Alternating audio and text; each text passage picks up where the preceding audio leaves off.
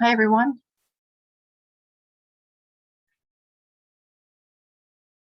Carl Jensen, I can't believe I'm seeing you. Things happen sometimes. It's great. What a nice thing. Yes. Yeah. Well, it's been a busy year.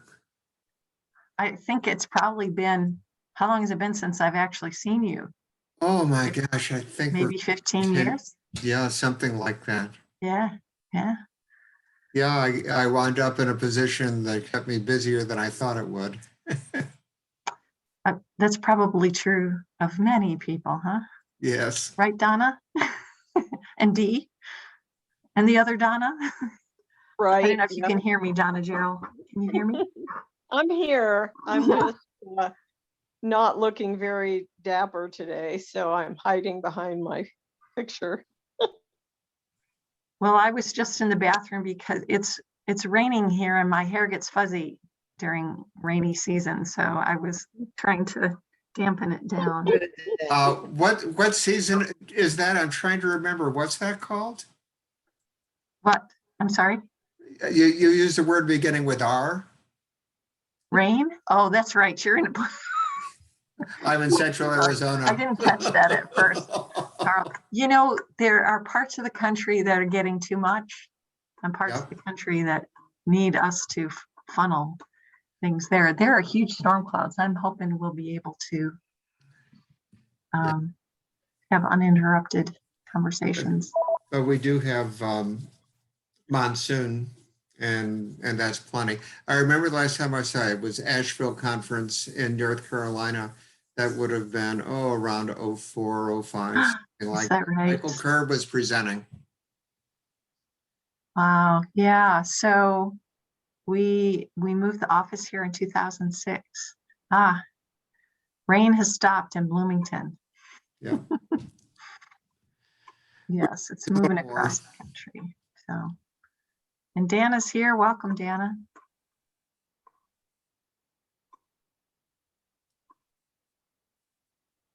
Thank you. I'm here. No rain in her background. Mm-mm. So it's missing Michigan. Either that or you're someplace else, Dana. No, I'm in my backyard, but we had rain the last 2 days. Yeah, it's really interesting. Yeah. But it's storm clouds, like there's going to be something else happening. So living in Oklahoma for 19 years, I watched the sky a lot. Yeah. I lived in Dallas for 5 years, and we took tornado watches seriously. Though when I first moved to Columbus, there was a tornado warning, and everybody went nuts. Everybody was in the basement and stuff. And I walked outside, and it was like, there is nothing going on here. It's all relative, right? Well, that's the theme of the day, right? Everything's relative.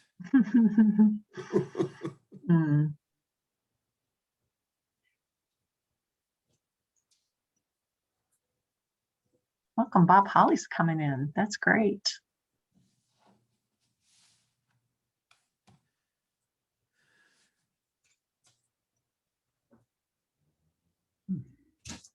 There he is. Welcome, and welcome, Gail. Good to have you with us.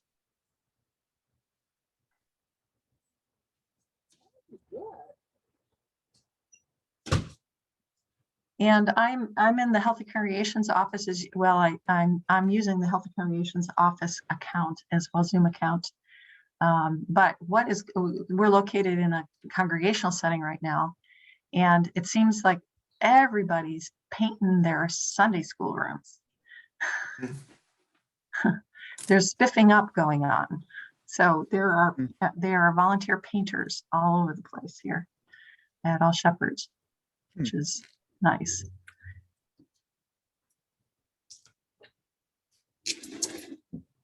Welcome, Ed Henley and Walter. Welcome. Hi there. Hi, Walter. And welcome, Jerry, as well. Good to see you. Hello, everyone.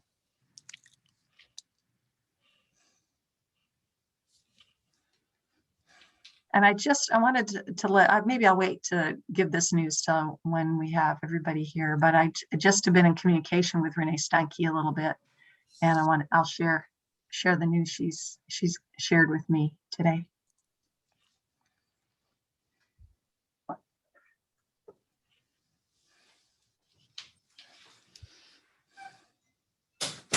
Hey, Donna. Welcome.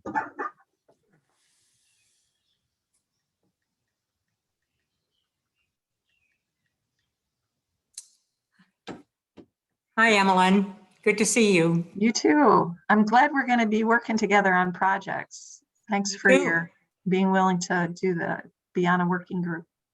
It's great.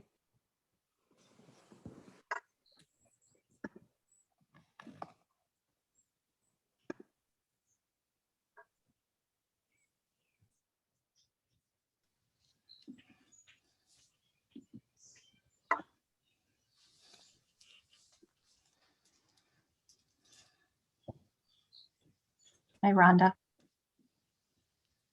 Hi, Emlyn. How you doing? Hey, Awesome. and you? I'm doing well, thank you. I just sent you an email back. You did? Okay. Yeah, we've been going back and forth, haven't we? Yes, we have. It's life. And Elizabeth's with us as well.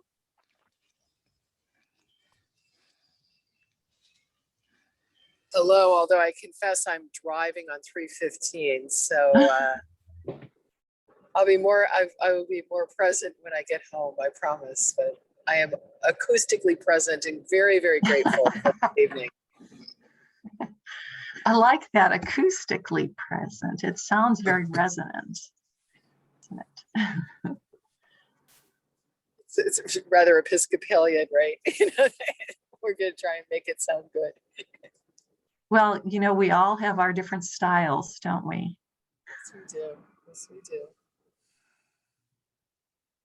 It's interesting, an interesting challenge around language to be a part of something. And this is really great, but we connect with 26 or 27 different denominations. So I often have to ask for translation of what a particular thing means within a particular denomination. And now that I'm teaching in an Episcopal seminary, and that's been really interesting. I am learning so much about, even when you have a full communion relationship, there are real distinctive differences in approach and thinking, and certainly language as well. And yeah, we have a lot of secret code words in the church. I had mistakenly on a note to Episcopal colleagues had put a plus sign before my name just by mistake. And this was to an Episcopal community of people. Little did I know that was a secret code too, or not so secret within the Episcopal Church. It means that one is a bishop. So I want you to know I was not claiming any bishopric at all. No, but you can put a little plus after your name and you'll be just fine. I'm avoiding pluses. Yeah, avoid the pluses. I'm putting minuses. It's a little pompous, but yeah, I get you. So it was a really interesting learning curve there.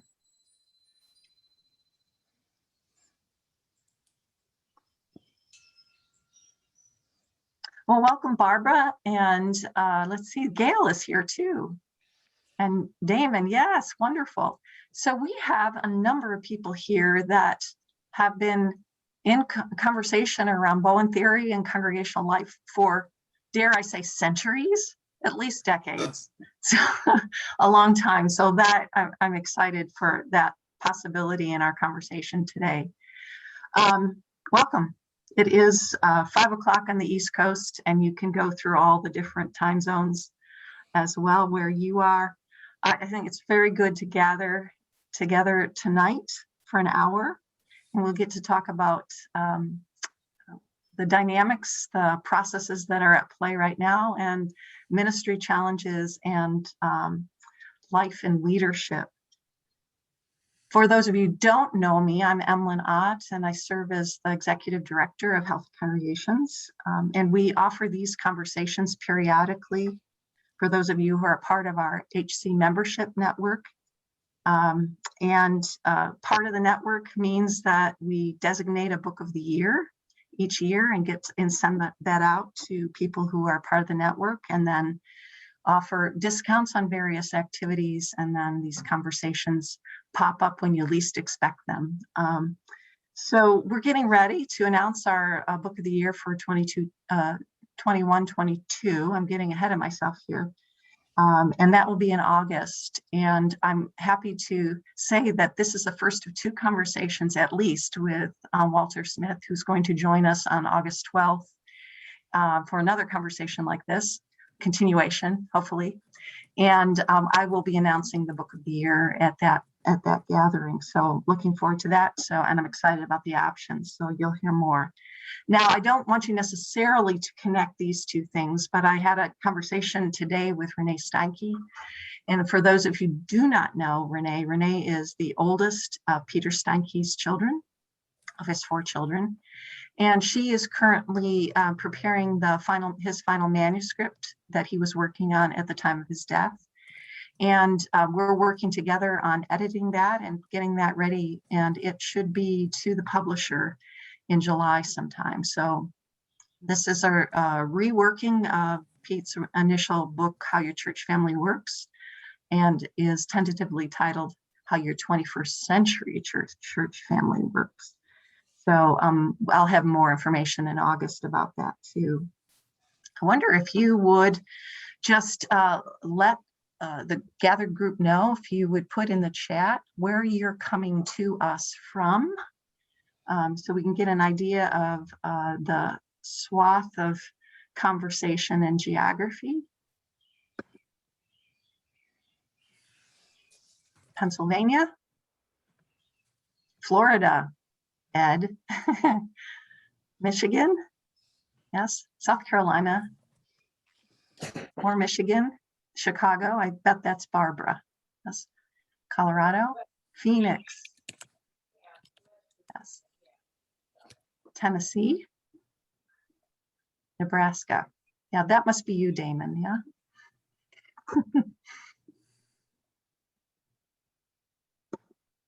Welcome to all of you. You can see the wide reach. With this last year in the leadership series, we had people from every time zone in the United States. Plus, we had some folks come in from Europe as well, which was one of the gifts of having everything on Zoom for the year.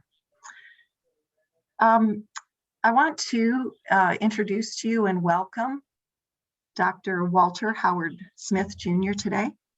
He's going to be he's going to be in that centerpiece of our conversations. Dr. Smith has spent his career focusing on the use of bone family systems theory to understand how families function and how organizations and social groups also function. His focus has been on the ways in which family functioning leads to violence, particularly child abuse, and he's dedicated his life really to understanding child abuse and how family function relates to that. He's a licensed psychologist. He has a private practice. He is also very much sought after as a consultant and speaker. And so I'm really glad that he has given us time today and also in August. He served as leader of several state and local agencies, including the Allegheny County Department of Human Services and the Office of Children, Youth, and Family Services in Pennsylvania, as well as the nonprofit Family Resources, which has provided child abuse and treatment services. He currently serves as a consultant to a major Protestant denomination that is offering learning and consultation to its community leaders around Bowen theory. In addition to all of the things that he's been involved in, he is the new chair of the board of the Casey Family Foundation, which is a huge endeavor. So many of us are probably familiar with various aspects of the Casey Foundation, It's a major philanthropic agency dedicated to health in human beings. So I'd like to give just an overview of how the time for this hour is going to go. And just so you can know that we'll honor the fact that we will be done in an hour. Walter and I are going to have a brief conversation to start off. Then I'm going to give you a few minutes for some reflection, some quiet time that you can do some thinking or some writing in response to a couple questions that I will offer to you. And then I'm going to send you into small groups in breakout rooms. And you're going to be in those groups for approximately 10 minutes. It's going to depend on how much time we have in the hour. And I'd like to, I'll invite you to share some things that stood out for you in the conversation, and also to generate a question out of the group. And then when you come back, each one of the groups can ask a question of Walter, and we'll spend the closing time around that. So I am going to switch my view to speaker view just so that I can concentrate on Walter, and invite you, if you need to turn off your camera to enhance listening and so on. I've been reading a lot of research about Zoom fatigue and so on, but moving your speaker view or your gallery view around, and also turning on or off your camera are one of the ways to diversify the hour as well. Welcome, Walter. It's a pleasure to be here. Thanks for the invitation. Good to have you. I wonder if you would say a few things about what prompted you to begin to be engaged in Bowen theory. What's the history of your intrigue and your curiosity? Yeah, so I went off to college in 1969 to be an engineer. I was really interested in science and discovered civil rights, and then moved on from engineering to 4 or 5 different majors, but ended up eventually with psychology. And I think psychology, not so much as an interest in human functioning, although I was, but interest in how does one think about changing or impacting the world and making it better. My mother was a social worker, so it was no accident that I went from engineering. My father was an electrical technician, so it's no accident I moved from one side of that fence to the other. And my mother was very active in civil rights. She had worked for the Urban League. She was you know, sort of an activist. She was always having conversations about justice and social justice. And so I ended up getting through graduate school, spent a few years with penal reform as an interest, but then got into mental health psychotherapy. And the third client I saw was a family, and my supervisor said, "Oh, just see this family, just see everybody." And I did, and I didn't know what was going on. The father just jumped off a bridge in Pittsburgh. When you want to commit suicide, you jump off bridges because we have more bridges than anybody in the world. So the father just jumped off a bridge. There was a daughter who was suicidal and another daughter that was anorexia. And I knew something was going on, that all these things were related. So I went off to see if I could find some studies in family therapy. And Paulina McCullough, who was my original mentor and a good friend today, had studied with Dr. Bowen in 1961. She was the first non-medical student in Dr. Bowen's courses in early 1961. And she had come to Pittsburgh and started some training courses and classes. So I ended up a couple years with Paulina McCullough in her course, where of course I got a chance to look at my own family. And then I went off to Georgetown for the postgraduate program in 1980. I finished that program in 83 and then continued seminars there until 89. I was lucky in Pittsburgh that we started the Family Center here, the West Pennsylvania Family Center. 6 of us started that in 1985. And Dr. Bowen came to Pittsburgh about 4 times a year from 1984 through about 1989. So really had a chance to spend time, hearing from Dr. Bowen about his struggle with the ideas and the theory. So I think what caught my interest was this whole notion of the way family systems theory, Bowen family system theory in particular, kind of could come up with different ways of thinking about mental health issues. I had a brother who has schizophrenia, and it was the first time I heard a set of ideas that didn't blame my parents for his disorder. It really helped me understand there's something larger going on within a family, within a society. It's more complex than what we may have originally thought. And I think it was close to science, a more scientific way of thinking about it. I spent some time with psychoanalytic theory, but when I heard Bowen theory and those original Chalk Talk tapes of Dr. Bowen, I realized there was something here that was of interest, and it kind of resonated with me and my family. I was thinking, Walter, about the fact that during the 70s and 80s, with the predominance of individual focus and so on, to be thinking about family and you were talking about something larger at play was really, let's say, going against the current theoretical trends. And I wonder, in what way did your family prepare you to be able to? Yeah, so I think what the influence of my mother as a social worker was that my mother would always approach not just social problems, but issues in communities and issues with family from the perspective that there are larger factors and forces involved. And, so it was hard to grow up in my family without there being lots of debates and discussions about social issues. This is the 60s. It was 60s and 70s. So, I had a big afro, and I had, wire rim glasses. I was, the hippie. I was anti-war.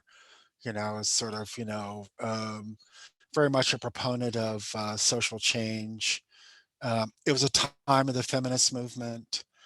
But I think it was this awareness that there's some larger forces at work that really shape some of the struggles and issues, not just as a society, but also for particularly families and individuals. And Yeah, so I and think that idea that moving beyond the individual was part of my family's thinking, part of my thinking, part of the social movements of the time. so a combination then about well, where your family stood in relationship to their thinking and also what's going on in the wider culture and the world and I think it was part of it. I think I always knew that my brother's 4 years older, and from the time I was probably 10, 11, 12, that period, I could see differences between my functioning and his. And his first psychotic episode occurred when he was 27, so it occurred fairly late for schizophrenia. But all the reading I had done was about the schizophrenic genic mother. That schizophrenia in part was related to, this relationship with mother. And I knew that he and I had the same parents, and I knew there was me, and then there was him. And, if he had schizophrenia and I didn't, then how does one go about explaining that difference? And I think that's what really struck me with the Chalk Talk tapes of Dr. Bowen's, in which I really began to understand something about the projection process. That in families, there can be a projection process that would help account for the differences in functioning of siblings and children in the same family. And that this was a multi-generational process and not just a nuclear family process. And I think that idea of the larger larger factors that may be involved in what we then were, saw as mental illness and schizophrenia, really just made sense to me. There's a combination of things I'm thinking about. I'm thinking about the number of people within the Bowen world who have had experience of their family having a member with schizophrenia. So just thinking about that is one of those things that prompts one to think differently maybe than others who have different kind of family experiences. But also, I would just say to that, my contention, and I haven't seen this be disproved, that in families where there are members with great issues and problems, you also find helpers. Mhm. And in societies and communities where there are great concerns, you also find helpers. So I've come to think of, I sometimes tease therapists, you were always been a helper. You were bred, your family bred you to be a helper.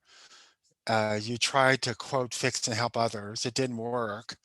And then you grew up and made a profession out of it. But anyway, I think there's a way in which, there is this complementary set of like roles that you generally see. In my work with poor and low income neighborhoods, neighborhoods that quote struggle, I've never seen them without indigenous and natural leaders and helpers who are as concerned about doing something about what society is concerned about. I've often been critical in human services that we move services in the neighborhoods as if there's a dearth of resources and a dearth of people there to try, who have motivation and energy to do something. When in fact, we should tie in and tap into the natural helping that's always there. It's just a matter of looking for it and engaging it. so we should listen to Mr. Rogers, basically, too. What did Who said Fred say? always look for the helpers. I knew Fred. Yeah, that's good. Always look for the helpers and watch. My work as a child welfare director. I was able to fund 150 agencies and $100 million worth of services and more. But I think the thing I found is we tend to rush in with this idea that I am here to provide services for you that'll make a difference. And we don't really find out like what are people already doing. How do you take a step back, which I think I've learned a lot from listening to Dr. Bowen in the theory, but how do you take a step back and be a resource to what people can really do for themselves rather than this idea of trying to fix or change something.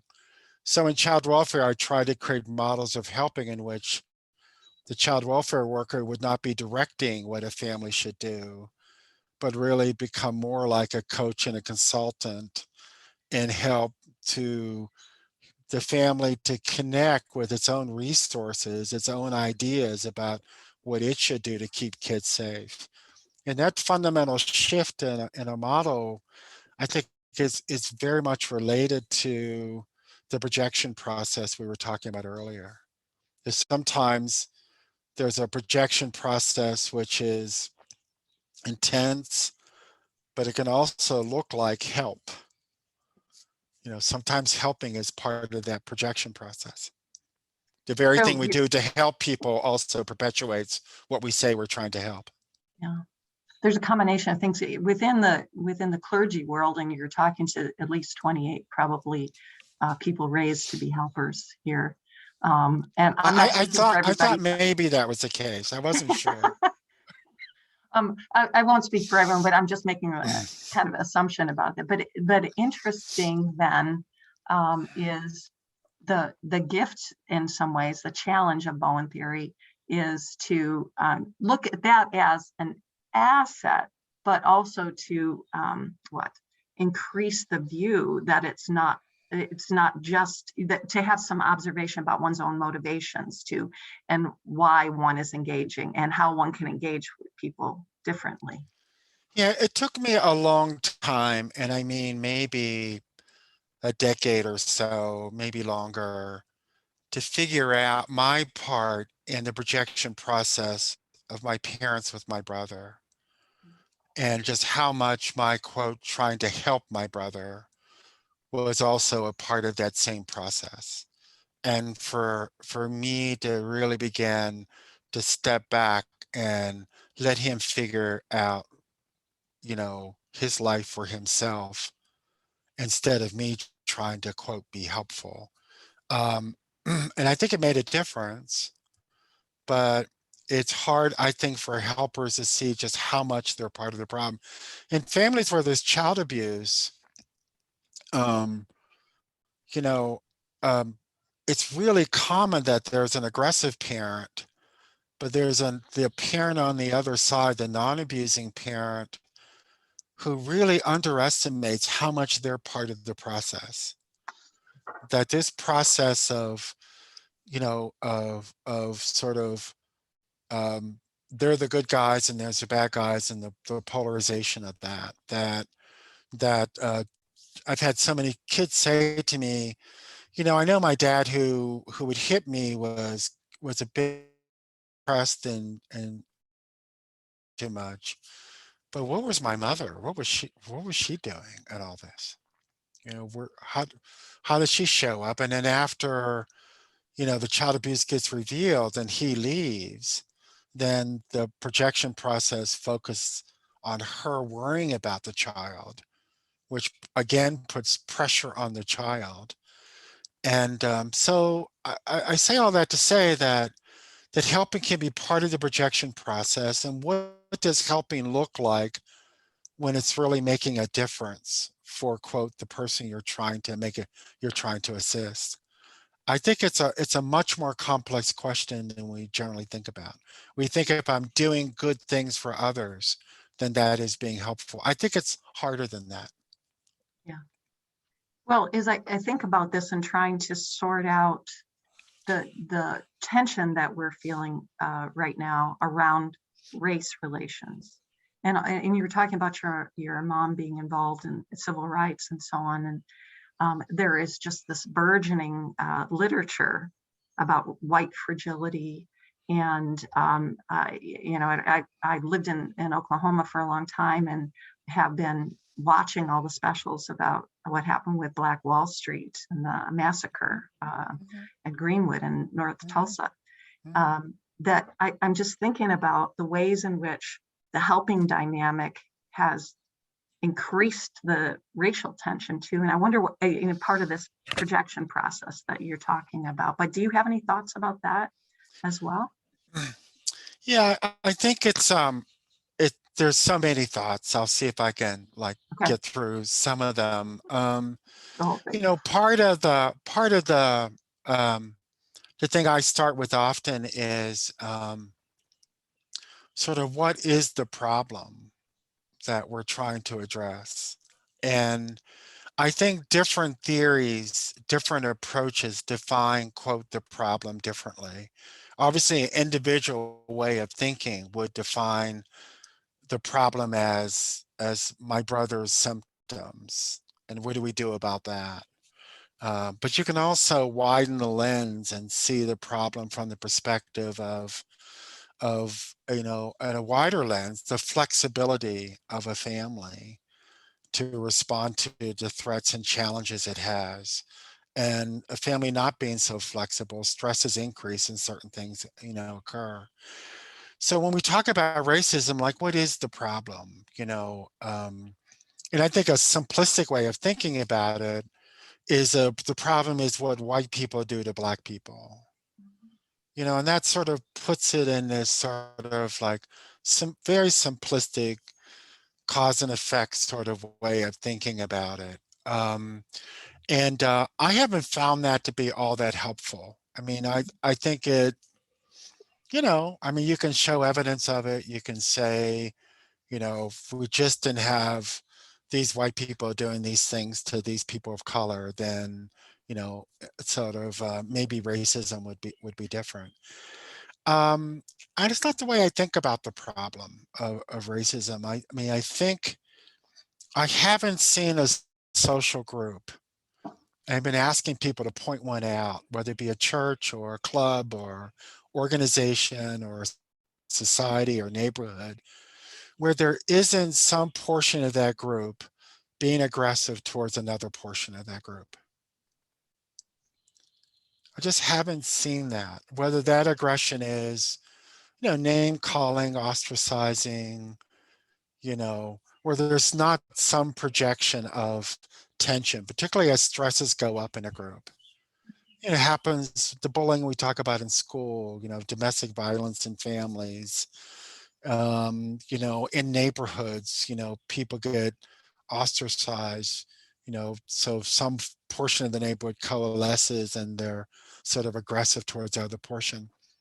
And to me, I think race fits into that model. America from its inception, has generated a projection process which has involved people of color, but also natives, also other ethnic groups.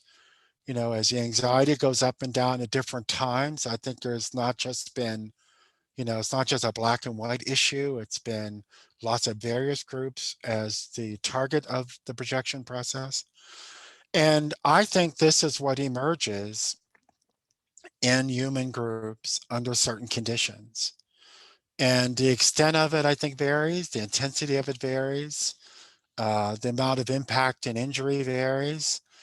But I haven't seen groups where this doesn't happen. So it's an interesting view then to look at this as a broad human social experience and that it's common. I could say that it shows itself within families to varying degrees too. And it's how, in some ways, we manage it within our family too and interpret it as well. But thinking about that as a natural, I'd say that God built it into us in some way or another. It's part of the structure of humanity too, is this aggressiveness. It's got a purpose too, which, what it's a purpose of protection, safety. Yeah, I don't know, attempting. I would say, I get to this point of view coming from the perspective of family violence, which when you look at the roots of family violence, violence has to do with aggression and how we use aggression and whether it injures others. Now, aggression is a very useful human trait. We don't do well without having some aggression as part of our functioning as individuals, as families, or as societies.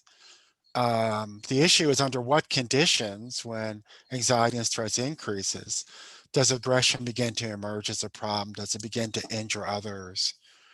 And do you address the content of that, or do you address the conditions? Do you address, I think levels of differentiation, which is a part of Bowen theory, would say there are families where it would take a lot more stress before you would see aggression turn into, violence that injures other family members. And there'd be families where it takes a lot less stress for that to happen.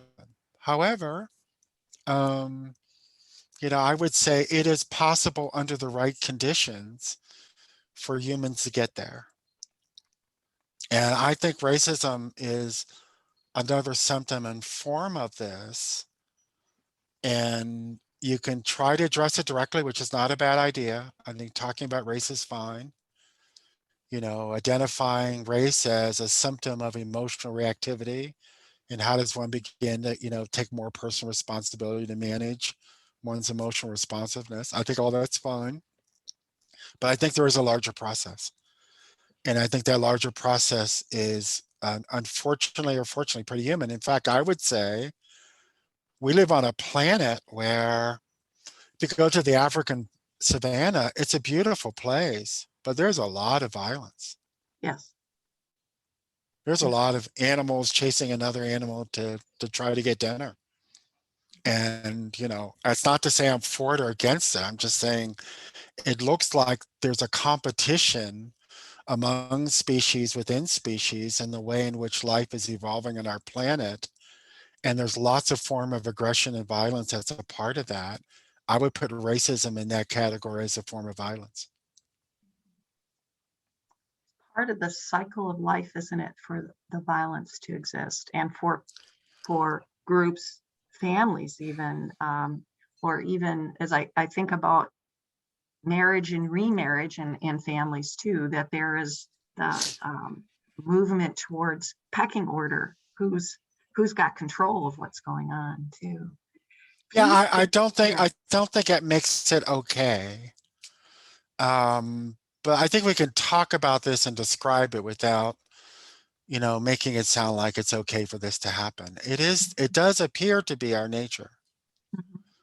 Pandemic, I've been impressed with the levels of chronic anxiety there is in societies, maybe across the world during the pandemic. That on the average, when I got my vaccine, I mean, I knew I was going to be relieved. I didn't know how relieved I would be. I was impressed with, whoa, I had been this chronically anxious for a long period without necessarily, because you normalize this pretty quickly. And then when you get the vaccine shot, you go, whoa, do I feel better? I just feel a little bit freer. The world just starts to look a little different. But you take societies across the world at these higher levels of chronic tension, and I think there's going to be lots of symptoms that'll keep emerging, not with everyone, because some people will go through the pandemic and do well. But I think part of the symptoms that will emerge are increased child abuse and domestic violence and other forms of violence. We have, our family has friends that are in the Columbus Police Force. And one of the things that we've had ongoing conversations with them about how they're trying to stay in it, in terms of developing relationships and being, in fact, one of our friends has a therapy dog now that actually that's that's the way that he eases into relationships that could be really tense, is bringing the dog with him. But that he sees the larger view on this, Walter, about this is a dynamic that is huge, and I can only manage this by how I operate, but I know that I am going to get a violent reaction to me by some people too. And I mean, it's such a huge issue that got or let's say a dynamic that got unleashed through this process too. I cried when I got to my car waiting out my vaccine. So that's how I responded to the tension too. Yeah, some smart Bowen, person is going to use the pandemic as an opportunity to observe and study chronic anxiety, because that chronic anxiety is slippery. It gets normalized pretty quickly after a while. And it just would be interesting to figure out how to use this as a natural experiment, an opportunity to observe. I think one of the questions I saw that come up is who's going to do well and who's not going to do well, which is kind of interesting because you're going to get a spread of, levels of functioning, and how would you go about understanding, who gets through this okay. And then, so I get my shots back my last shot was in February, and then the world starts opening up and my anxiety goes up again, because then there's like, okay, do I go to that event? Do I not go? Now that I've been huddled up with my wife and a few family members, when do you start to break out of that? Do I have the flexibility to sort of ease out and really do good threat assessment about where to go, how to go, when not to go? I mean, this raises a lot of relatively interesting questions that have to do with our functioning, because how well we answer those questions really can make a difference and our long-term outcomes for us and important people to us. Really important point that you're making. It really is. I've just read an article about anxiety going up, about people going back into their office and not knowing what to wear. I mean, that it's showing itself in these really what sound like basic, simple things, but they're not. That's part of the chronic anxiety that people are managing. And some people will dance back in as if, oh, there's no worry, there's no trouble. Yeah. And it's that anxiety too. Yeah. Yeah. because acting like there's no threat is not exactly a reasonable response. I think it's a little more complicated than, oh, I'm not wearing a mask. I'm now done. I can now resume. Yeah, it's a good Well, point. that could be anxiety. So it can look kind of like I'm fine, I'm comfortable. But anxiety takes a lot of complicated forms, including I'm in denial. So this is a piece of what all of the folks that are on this conversation today are dealing with too, that communities of faith are responding very differently to all of this, showing chronic anxiety in various ways. And if what Friedman said is true, that all congregations have already been chronically anxious for centuries, that the ability to observe and work on one's own process and observing too, and one's own family work too, that amongst us, this makes a big difference. And I think the other challenge of the pandemic that I'll throw in is that um, how each of us manage this individually is really important. But if you look at the pandemic, how we manage it as a social group is also really important.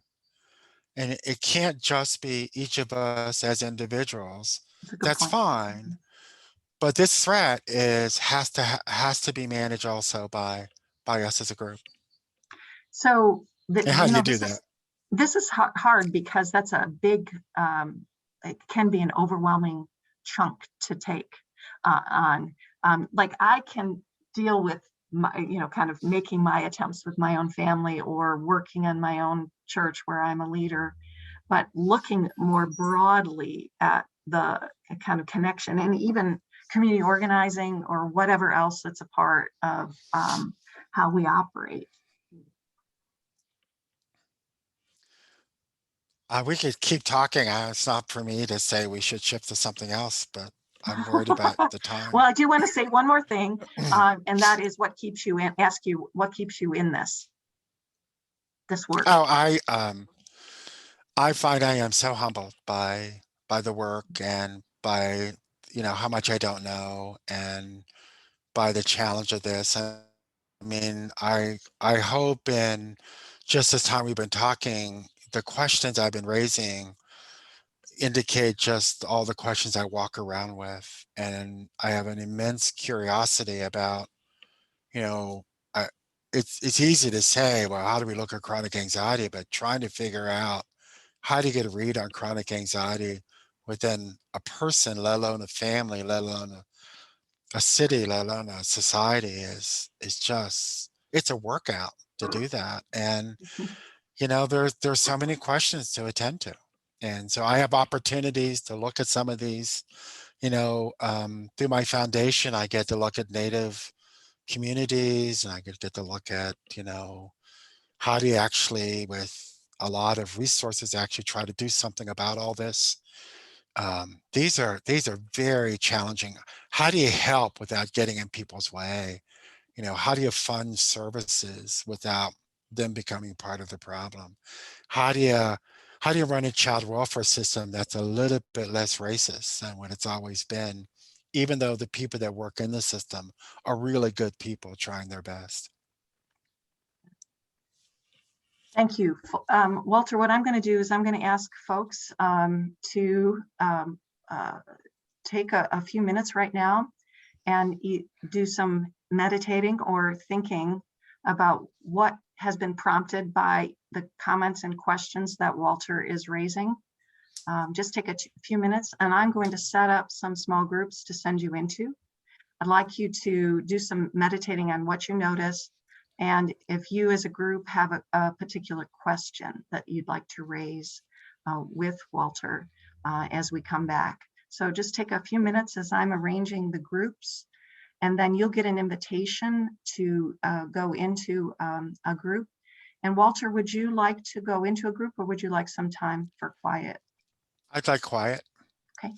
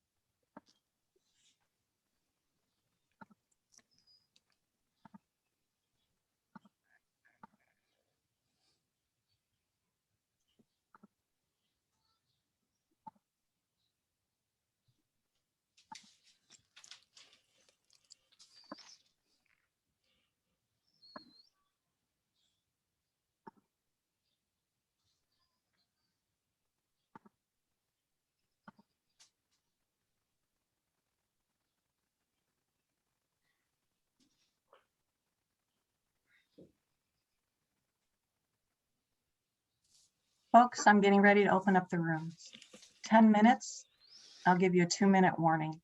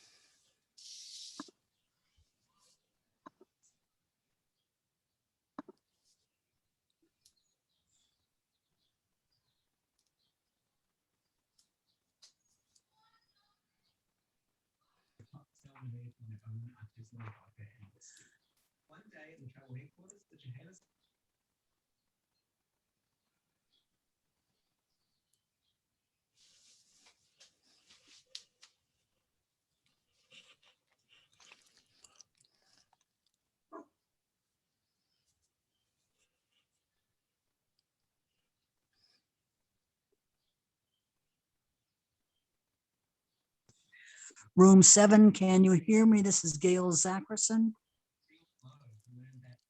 I cannot hear you. It's unmuted. Video. Well, I know that.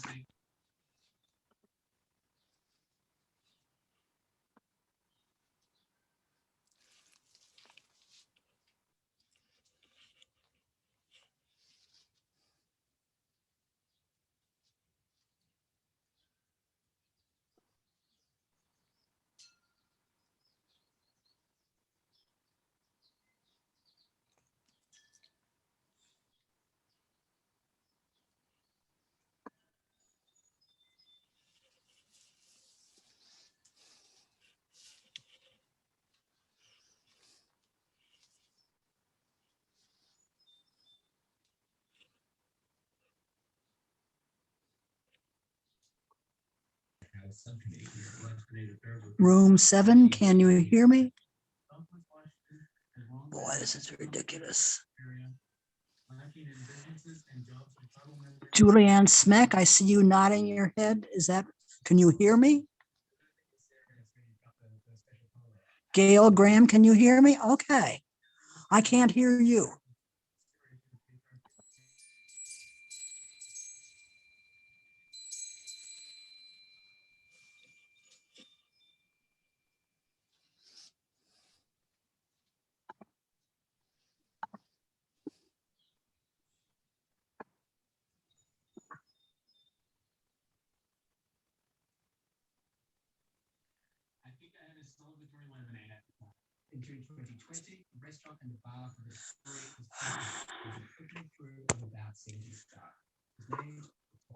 I can't hear anything that you are saying, but if you can hear me, I do have something I want to say. Would that be okay?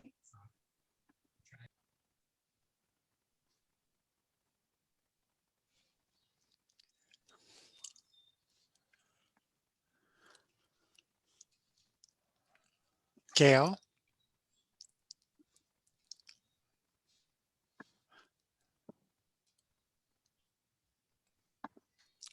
Emlyn, it looks like there's 3 of us in our room, including Yeah, she has Miss. two. She has 2 accounts. I So see. I I'm see. going to send her to another room and see if that works. So she had 2 accounts open. So it just sent one in different directions. Yes. So I was trying to figure out what because she could see what was going on. Yes, but she's probably listening in our room and seeing in another room or something like that. Yeah, I you know, and I don't now I'm trying understand to it. figure out who's going to be in each one of the rooms. So Walter, thank you. Those are really thoughtful. I Thank you for wanted the to talk questions. more, but we Yeah, me did we had too. limited time. Yeah, and I kept looking at the time and I think, okay, Emlyn, This is when going are we awfully fast. I have so many questions for you. I have so many questions. So thank you for your questions out there. They made it interesting to talk I with you. hope so. Thanks. I hope so. I also get I get caught on my own things I'm working on. So Mm.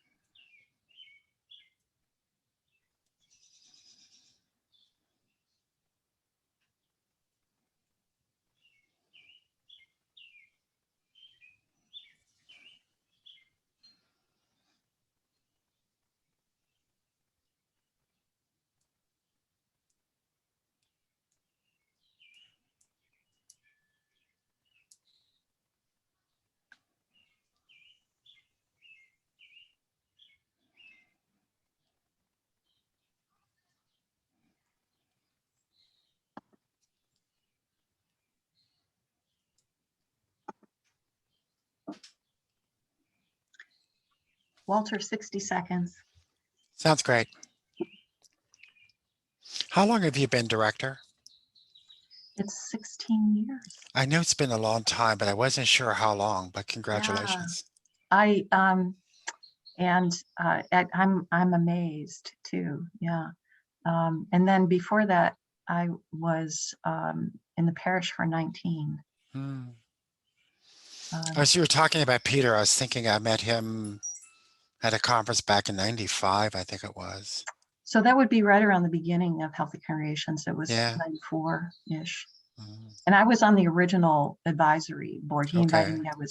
He was getting geographic representatives. So I was a clergy woman from the South. That was my profile. And I had just was really interested, and it was through that I wound up going to the Friedman Center for four years before Yeah. going to the Bowen Center Uh-huh. Where was the Friedman Center? in Bethesda, Maryland. In what years was it active? Do you know? It still is. Ah, didn't know that. Yeah. I'm trying to think when Ed died. 90? 97? 90, was that 97? Yeah. I think it was Thanks, Ed. 97. Ed would No, know. you're thinking of the Center for Family Process, his Right. faculty continued. Right. Yeah. They have an active training program now. They do. It is, I spoke there last year before the pandemic, and they have about 25 people in their training program. Hmm. As far as I at that point, I don't know what it is right now, but they continue. Folks, welcome back. Just want to, I have things organized in terms of room numbers, but you may not remember your number. So I am going to both give a number and the names of the people. And if you would just share, if one person could speak for the group, that would be great. And I'm just gonna be random here. Let's see. Room 6, Dee and Inga and Jerry.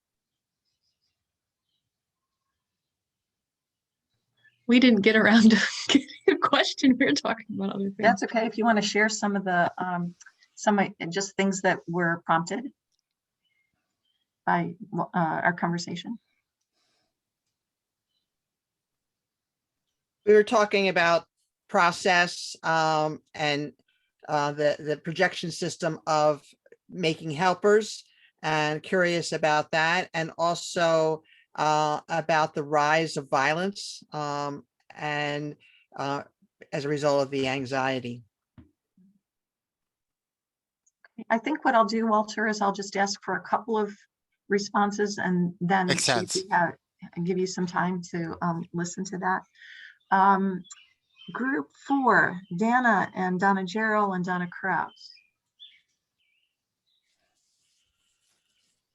Our question was, I think we had many questions actually, but we were like, we wanted to know too, how do we know when helping isn't helping? And because we are trained helpers, of course. Thank you. I will do 2 more groups and then just invite, see if Walter has anything to say. Group number 1, Andrea, Tony, and Barbara.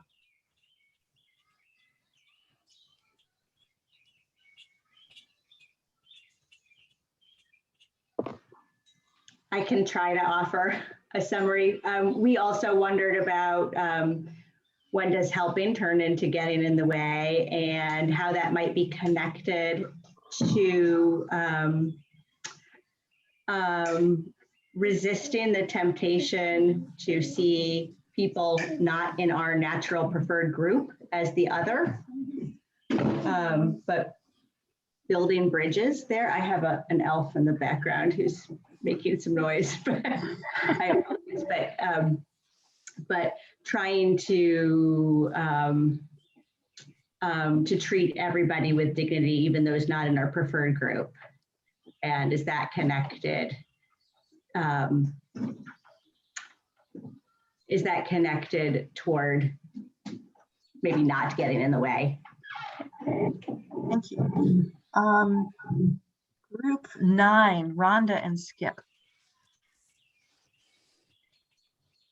We had a lot more discussion than developing questions, but the 2 things that we talked most about were the concept and observation of observing versus evaluating. We admire, Walter, that you do a lot more observing than evaluating, and we want to know how you came to that skill. And the concept of aggression as a positive was something we're not used to. And it's helpful to think about it that way, that there are times when aggression is a positive. Thank you. Walter, would you like to take on any of that at this point? Yeah, or we shall- have another 2 hours, you said? For Yeah. this? In Um, August. In August. August. Okay, I forgot about August. So the question about helping, and I think the questions and comments about helping, I think are really good ones for me. And there's a couple of ways I'll go at this. One is in 1990, I decided to change my private practice. I would no longer take insurance. I didn't want insurance companies to be part of what I did with people, that I no longer would decide what people worked on, how long they stayed in therapy, how often they came, who came with them and who didn't. I was trying to figure out, how do I get out of like shaping and dictating the helping relationship? And I've struggled with that over the years. I've stayed with that.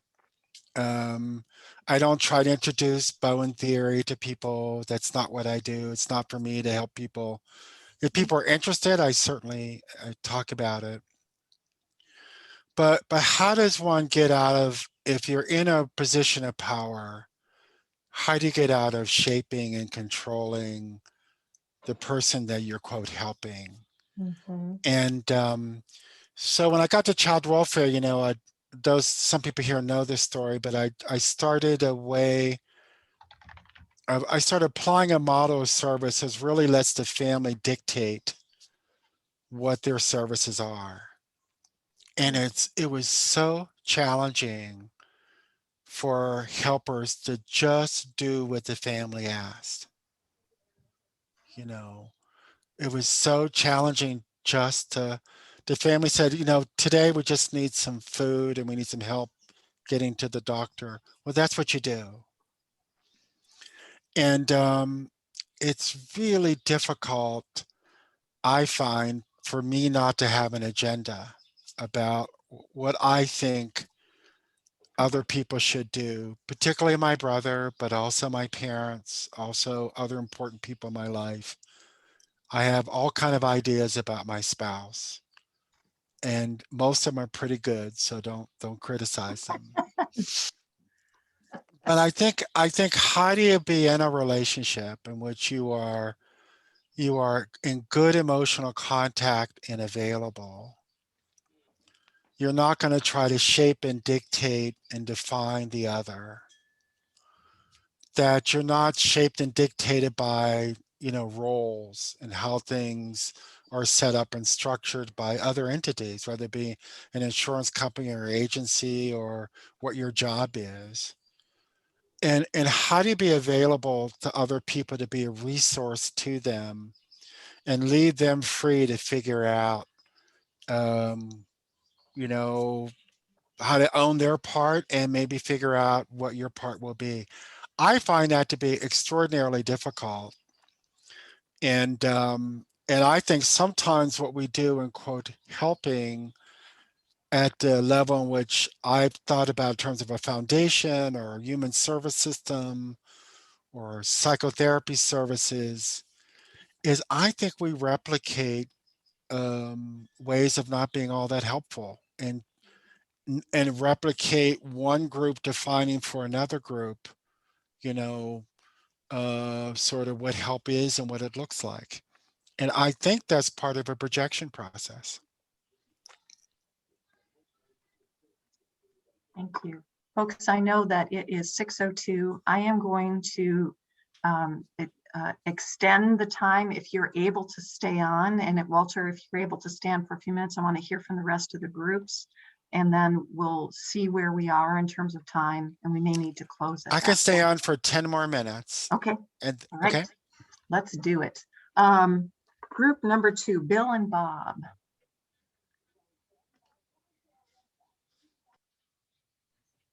Bob and I are both clergy, and so it was interesting for us to meet in this window.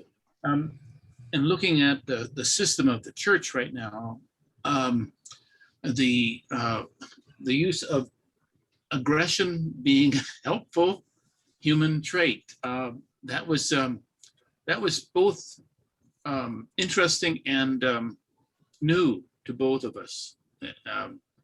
That it's what we're seeing in the church is a lot of aggression that is very harmful in the system. And also there seems to be a chronic anxiety that's been there all the time, and the acute anxiety of the pandemic and elections have really seemed, it's our perception that it's been part of the process of bringing that chronic stuff to the surface. Thank you. Thank you. Group 7, Julianne and Gail. I think Gail had to leave. Just that we had discussed reactions.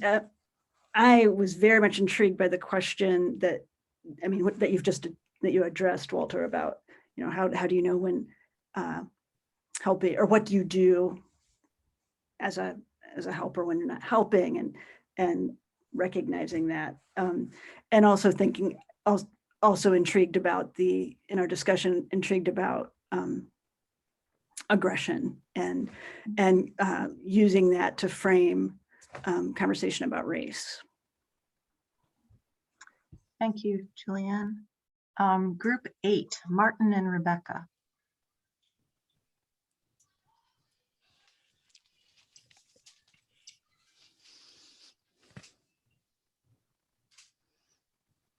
I'm going to see if Rebecca will jump in. I think Rebecca and I both had a great conversation. We talked a little bit about both of our perspectives, and we talked about schizophrenia. We also talked about it's not always a racist issue. I talked about my haircut the other day by a Pakistani lady, about her populist views, and her own anxiety coming from a different perspective, which was interesting, because her anxiety was different from our anxiety. And so it's interesting just to hear my conversation from her, listening to her perspective and her anxiety, and sounding very much like all of the other things that we've been dealing with. Thank you. Thank you. Group 5, Donna, Ed, and Elizabeth.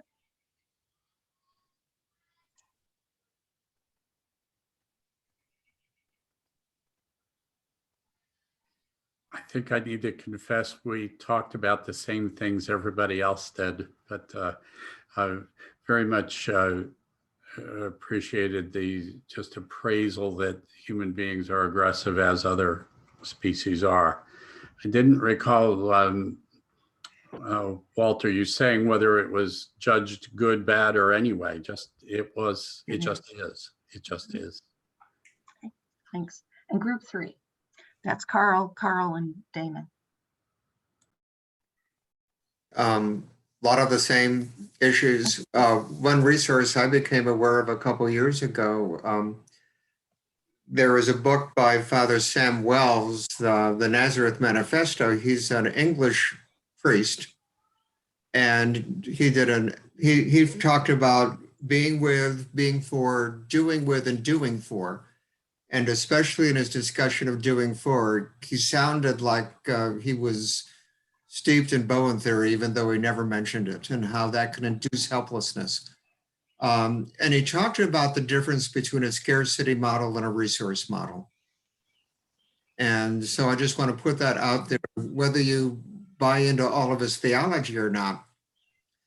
His descriptions there, I think, were really quite good.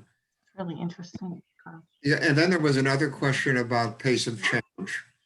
and especially when it comes to social justice issues.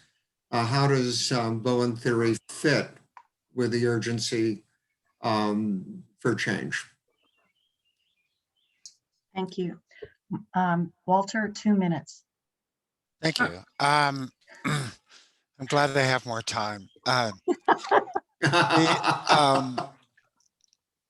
just want to say about aggression. So my way of understanding many species manage threat and challenge in 4 basic ways: aggression, emotional withdrawal, freeze, or distancing. So it might be built into living things, or at least many species. If somebody tries to break into my home, they're going to get an aggressive response. Yep. It is necessary to be protective. And if you try to not be aggressive, in families that I've seen where people have tried to not be aggressive, there's a lot of aggression. It really changes in its form rather than, people hear aggression, they think oftentimes of physical force. And I think there's lots of ways to think about aggression beyond that, including if you think about racial bias, me excluding someone as a form of aggression is, I think it is. You could see it that way.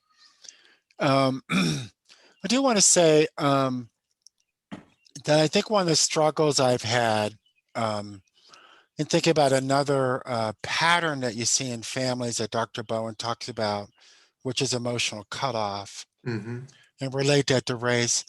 How does one live in a society and not live in a cutoff? Our neighborhoods, our churches, our funeral homes, our barbershops are fairly racially segregated.